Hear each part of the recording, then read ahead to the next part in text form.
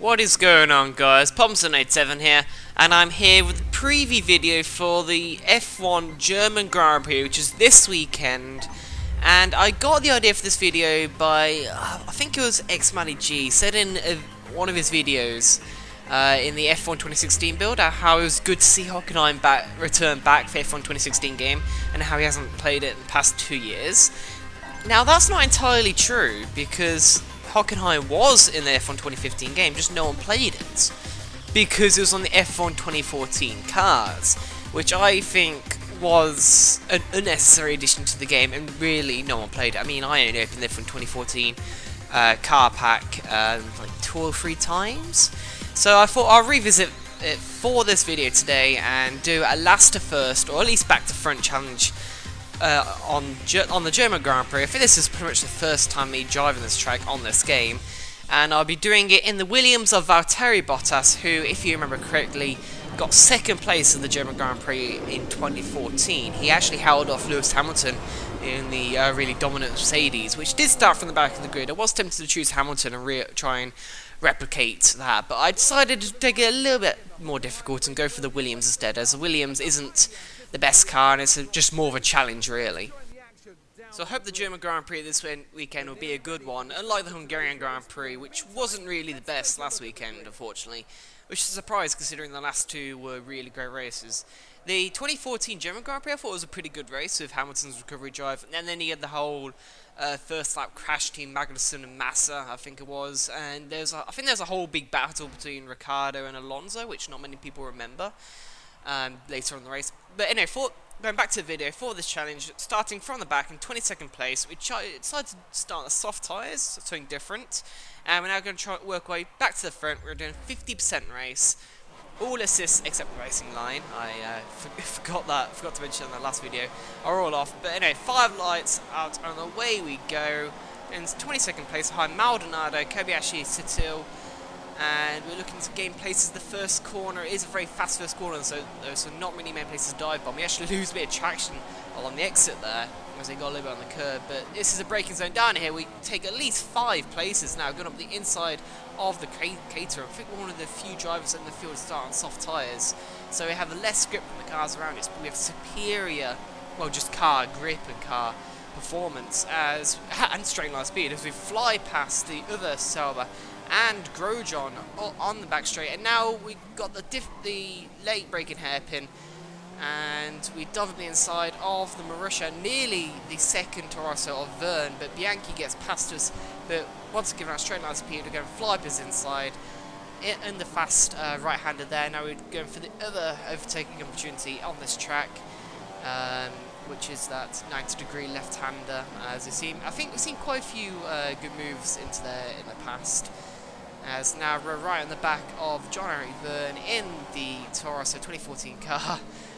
Shame to see him go in F1, really. I think he was a good talent, and it's disappointing to see him go. He lose a bit of traction. Obviously, we put a little bit of practice into this track to start off with before the race, but even so, still a bit rusty this game. I haven't played this game in a good while. As we're now going on to lap 2. Still behind the Toro Rosso, we go slightly wide at turn 1, but even F1 drivers do that, so I'm not really going to complain about it. As we have a look at the inside, and Verne just backs out of it, so it's kind of disappointing to see from the AI there. I wasn't really going for the move, I was only just showing the door, and the AI just sort of just left the door wide open, really, which is a bit disappointing. But having said that, the AI are much more racy on this game, which I thought was definite improvement from other F1 games. So that was a good aspect of this game, the AI. And speaking of AI, Hülkenberg has had a massive engine blowout. You can see there, it's just smoke pouring from the back end, and he goes out of the way. I thought I was going to slam into the back of his solid car, which meant I lost a lot of speed on the exit of that corner. Very bad line, and that means Perez has got a real opportunity to fly my inside with the DRS. Is now activated on lap 3.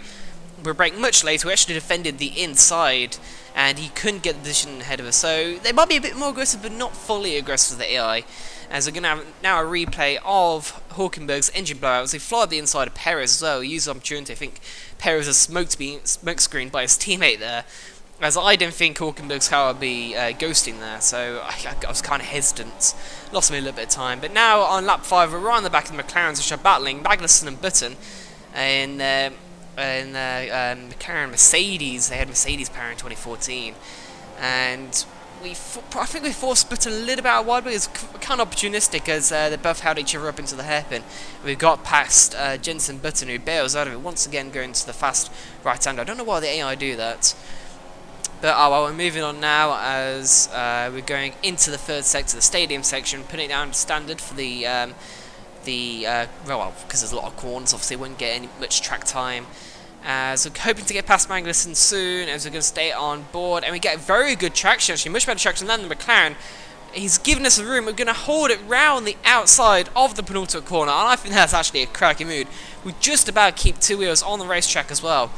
So that was a bloody good move, actually, if I don't say so myself. I don't like boasting, but yeah, I'm fairly pleased with that move. And now into lap 6. Next to the road is Kimi Räikkönen, who's about 5 seconds up the road, so it'll take a while to catch. My soft tyres will be wearing out soon, so it will make it very hard. Now, by lap 9, most of the AI are pitted, including Hamilton now, who's come out on the soft tyres, sorry, super soft tyres, I should say, as we are now struggling with tyre wear quite badly. As you can see, traction there is terrible. That's going to give Hamilton a real big opportunity. We're going to hold it in the middle of the road, but Hamilton pretty much sells us the dummy and goes up our inside anyway. We've got to give him the room, and he's going to brake a bit later. He locks up, but he keeps position. We're trying to get it back on traction, but unfortunately, with our dying soft tyres, kind of hard to do, really. And now going to lap 10, that's Rosberg has now emerged from the pit lane behind us. Similar scenario, we've got bad traction coming out of turn 3? I'm not quite sure. Onto the DRS straight anyway. Hope to see a lot of overtaking down this DRS straight come this weekend's race. And then we now got the Mercedes flying around outside. This time we hold the inside line. We brake very late. I think Rosberg might have tapped us. We slightly run wide, and Rosberg's got much better traction, much better exit from that corner. But he's going to go very, very slow through that right hand. I don't know why the AI, they can't seem to race you around high-speed corners. It's a bit odd. Now we just about keep the position ahead of him. I was not expecting Rosberg to do that, actually. Luckily we gave him room on the inside. And now going to pit lane on lap 10. I don't know why the AI take control and put you in the gravel from around the entrance of the pit lane. And every single time I pit during this race, it always did that. It's a bit of a sort of glitch there. So now we converted pretty much to a 3-stop strategy. In most of the races I've done on F1 2015, I've always gone conservative and trying the 2-stop approach, or the strategy that prolongs tyre wear. But I thought I wanted to do the aggressive one for once. Use the super soft tyres, as I haven't obviously done qualifying, so I have plenty available, and make my way through the cars, including Jensen Button, who I think pitted about 3 laps before me, so I got a massive undercut, even though I overtook him about 6 laps ago. But obviously we're on much newer super soft tyres. We've got superior paces. We're pretty much pushing him around that third sector there, and now we're going to fly through the first corner. No track extending there. We're right in the back of him. We now got DRS, and we're going to dive up the inside into turn 2. But AI actually kind of quite slow, and we got the position. And look, is he going to get past us on the DRS strap? I think he lost a lot of time there of us stuff on the inside, and pretty much nothing happened for the rest of that stint. So we're now going to pit at the end of lap 19 for another set of super soft tyres, a second stop, as Williams are going to do us a 2.4 second stop. In real life, Williams are actually masters of pit stops, and we almost hit the wall there. That was a scary moment. I forgot they had to regulate traction coming out of the pit lane there, and that was a very scary moment. If you rewind the video there and have a look at that in slow motion, then you see I almost touched almost touched the wall. That was so close, but a lucky save there as they took it out of lean mix, put into Rich. As we're now set about trying to catch Kimi Räikkönen, once again is ahead of us. We haven't really made that much ground in. But come lap 21, we set the new fastest lap of the race as we slightly corner cut turn 1. Apologies for that. We're now at 7th place, as now come lap 22. There's a yellow flag ahead, so it might be a bit of an instant ahead. There hasn't been that many incidents in this race so far.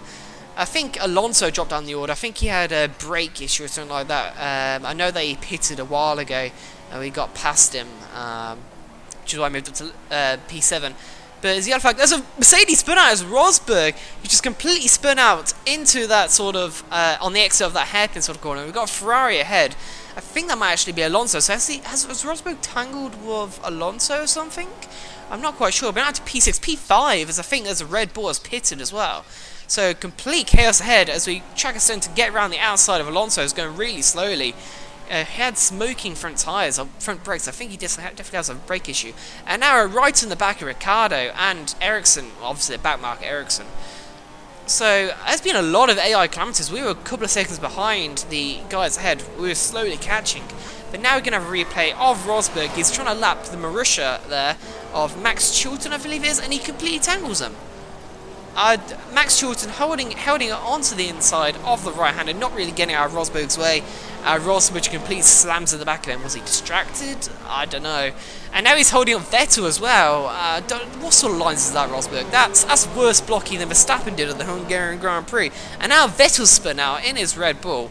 Obviously, he's in a Red Bull for 2014. And we're going to continue on board with Rosberg as he makes a meals meet of that fast right-hander corner. That's my teammate Massa is going to get past him, as I think he just spun into the gravel there. So now on lap 24, we're right behind Ricciardo, and I think he's going to go into the pit lane soon. We have superior grip once again as we have newer super soft tyres, as we actually go into the gravel a little bit there. But we still go right in the back of him as he actually held us up a little bit there as he's going into the pit lane. We're now going to 4th position now. I've got Raikkonen ahead. I think Massa is in 2nd, and then there's Hamilton, who's long way in the lead. So lap 27 now, we're going to the pit lane for our last set of super soft tyres. We were going to hang out for another lap. We decided we didn't really want to give the guys, the AI, too much of an undercut. So we're now withdrawing the track in P6. But the guys ahead are on soft tyres now. We are on the faster, more grippy tyre, or the super soft tyre. So hopefully we can get past and catch these guys and then get past them very quickly, starting with the 2 Red Bulls, Ricciardo and Vettel, and then there's Raikkonen ahead and also Massa, a teammate, which is a bit up the road. But now's the yellow flag, so something else must happen. The 2 Red Bulls slowing down. That's Massa! That's a teammate just spun out into the fast left-hand corner. Did he make a similar mistake that Rosberg did? Did he tangle with a back mark or something? I think we're about to find out as he's following behind Maldonado. Well, of course it's Maldonado. Who else would it be if he's going to tangle with someone? And there we go. Yep, as expected, Maldonado completely blocking the inside of the corner, and Massa just completely spun into him. Nice, like 720 that was, and he just started to park it for a while on the escape area. There's Raikkonen going past him, the 2 Red Bulls, and me following in close pursuit. Don't know why there are loads of bird feathers going around in. I don't know why Comas has added that sort of scenery, but you often see it at the Silverstone Grand Prix as well. I don't know why. Yeah, whatever. It's like the plane you see sometimes in F1 2015 games. It's like, what's the point of adding those touches for? The scenery is fine as they are. Anyway, as I'm blabbering on about bird feathers of all things, we fly the inside of Ricciardo into P4, and now we've got Vettel, his teammate, ahead of us, who is recovering from that spin earlier with Rosberg.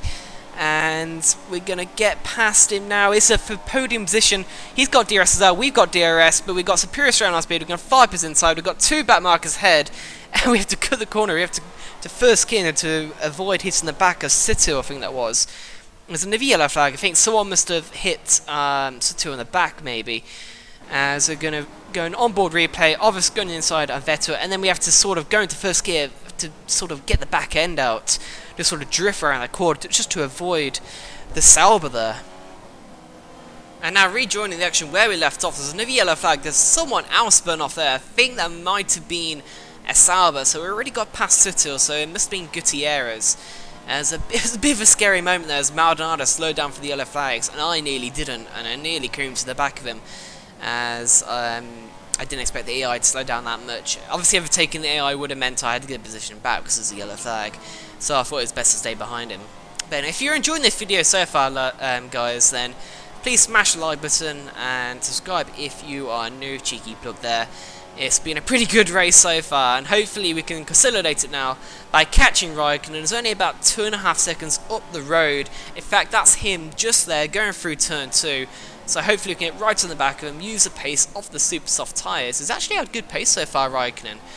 If you remember, like lap sort of 5-ish. He was only about 5 seconds up the road, and it's only taken us now to catch up to the back of him, and we go up the inside into the penultimate corner. We took him by surprise as a bit of an audacious move, but we had pulled it off just about. So that's a narrow, well, so that's a fairly decent move, and now up into second place. Hamilton, unfortunately, is over 30 seconds up the road, so unless something happens to him, we think we can rule out the win for today. But still, from last to second place, I think is a pretty good result. And now we're going to cross the line. We ran out of fuel just a few hundred metres from the line, but it doesn't matter. Raikkonen is too far ahead. We pulled out a pretty big gap to him. And we're going to come across the line for second place. We're going to go into the podium standings with Hamilton in first and Raikkonen joining us on the podium as well. It's a pretty crazy race, guys. I hope you enjoyed it. Thought I'd do a different sort of video for today, seeing though I haven't done a video in a while now.